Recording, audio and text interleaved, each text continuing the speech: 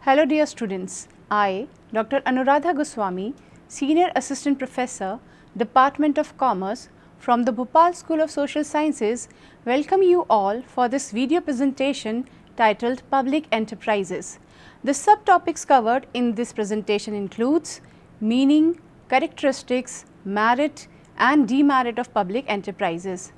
I will begin this presentation with the meaning of the term public enterprises. The business units owned, managed and controlled by the central, state or local government are termed as public enterprises. The government ownership in public enterprises can range from 51% to 100% of shares. These enterprises can be engaged in manufacturing, public utilities, financial and other activities. Their aim is to work in the public interest. In short, public enterprise is an activity of the central, state or local government involving manufacturing of goods or supply of services pertaining to public utility. Dear students, after understanding the meaning of the word public enterprise, now let us go through their basic characteristics. The first feature is government ownership. The public enterprises are owned by the central, state or by the local authority. The government may either wholly own the public enterprises or the ownership may partly be with the government and partly with the private industrialist and the public. In any case, the control and ownership remains primarily with the government only. The second feature is government control. Public enterprises are managed by the government. In some cases, government has started enterprises under its own department. In other cases, government nominates persons to manage the undertakings. Government control and manage public enterprises by appointing key personnel like board of directors, managing directors, chairman and so on. The third characteristic is government financing. Public enterprises are financed by the government.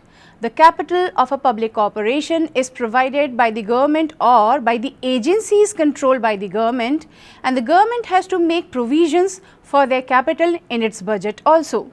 The fourth feature and the important feature is service motive. The primary aim of state enterprise is to provide services to the society. A private entrepreneur will start a concern only if possibilities of earning profits exist. But this is not the purpose of public enterprises. It provides goods and services to the public at reasonable prices also. The fifth characteristic is public accountability. As public enterprises are operated by the government, funded by the government, hence they are always accountable to the general public and to the legislature as well. A public corporation has to submit its annual report on its working. Its accounts are audited by the Controller and Auditor General of India. Annual reports and audited accounts of public corporations are presented to the Parliament or state legislature, which is entitled to discuss these. Moving ahead, I will now explain the advantages associated with public enterprises. The first benefit is possibility of heavy investment. There are some industries which need heavy investment. A private sector may not have enough resources to raise capital, with the result that industry will either be completely ignored or not flourish. On the other hand, the state has sufficient resources. Once it is felt that there is a need for setting up the industry, the state will find finances and see that the industry is set up. The second merit is easy availability of funds.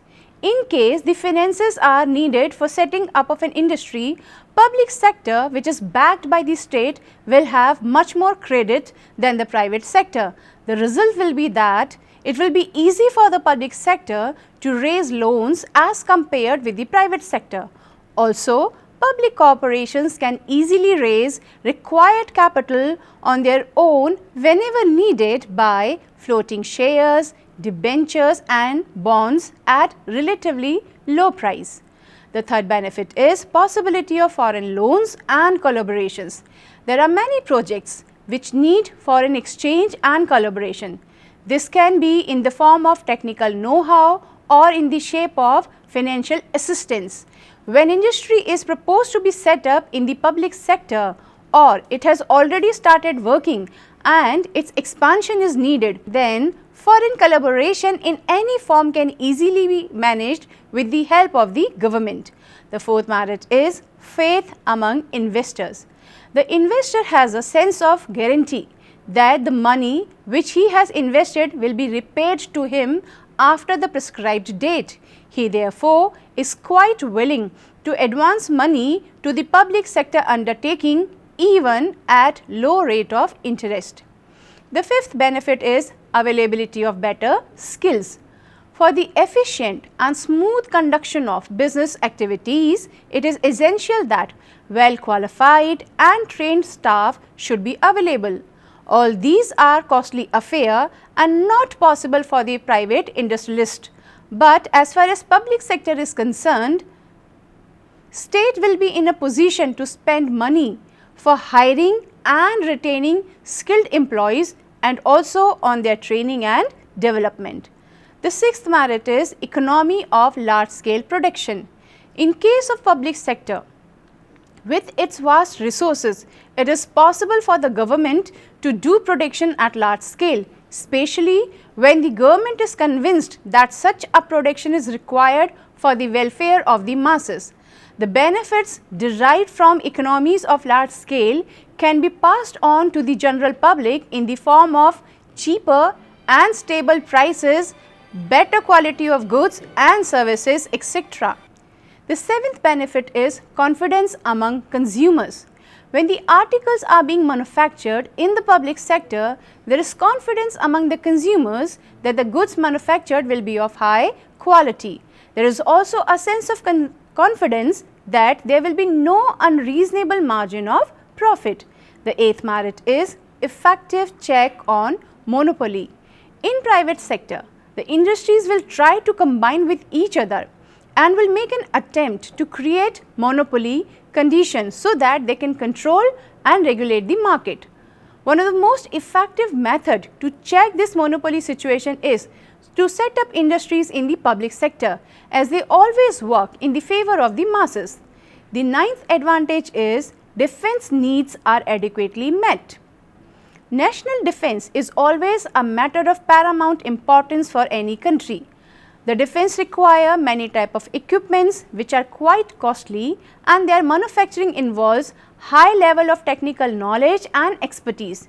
It is also essential that the supplies should be very regular and quality of goods provided must be precise and specific. All this can be done by the public sector only. The 10th benefit is balanced regional growth. Being a country with a diverse geographical spread, public enterprises ensure that there is a balanced regional investment. There are many regions where private enterprises need incentives and concessions to induce them to operate. However, public enterprises have ensured that industries grow and flourish in different parts of the country. Thus, public enterprises play a big role in bringing balanced regional growth in India. Dear students, now I am going to discuss few limitations associated with the public enterprises. The first demerit is the heavy administrative and overhead expenditure. Usually, public sector undertaking employ a fleet of managerial personnel and large number of employees for managing its business operations.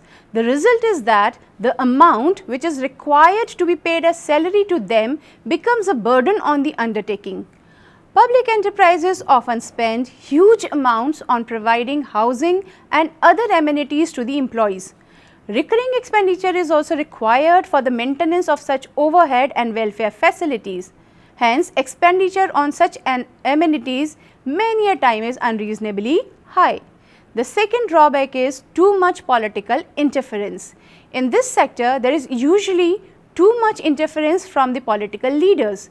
They wish to run the industry in such a way that suits their political ends. Change in political power brings change in the public undertaking as well. Such interference leaves little scope for initiative and freedom of action. Hence, public enterprise do not enjoy autonomy and flexibility of operations. The third demerit is inefficient management. In public enterprises, high-level posts are often occupied by persons lacking necessary expertise but enjoying political support. Many a times, the management of enterprise is left in the hands of the civil servants who do not possess technical knowledge, and the enterprise may not be managed efficiently. The fourth disadvantage is lack of industrial peace. The industrial climate in many of the enterprise is strained. This results in poor employee productivity, unions are strong, and strikes, go-slow tactics and agitations are common. This results in low morale and motivation level, and as a consequence, low output, poor quality of products and services are common in the case of public enterprises. The fifth demerit is corruption and nepotism. Many of these enterprises function according to the dictate of politicians. There are many instances of corruption and undue favor being extended to selected group of people who enjoy political patronage. Corruption and nepotism in making appointment, giving contracts, supply of raw material, giving distribution agencies is quite common. Hence, due to nepotism and corruption, public enterprises fails to hire competent people required for the efficient planning and execution of business operations. The sixth disadvantage is delay in decisions. In public sector undertakings, usually there is a red tapeism and lengthy routine adopted for taking any new decision. Due to traditional and out-of-date policies and procedures of government departments, delay in decision is a very common phenomena of public enterprises. This absence of prompt decision not only result in loss of business opportunities, but in reducing the profit earning capacity of the public enterprises. I would now like to conclude this presentation by thanking you, dear students. I hope this video presentation will help you to comprehend all the basic concepts related to public enterprises.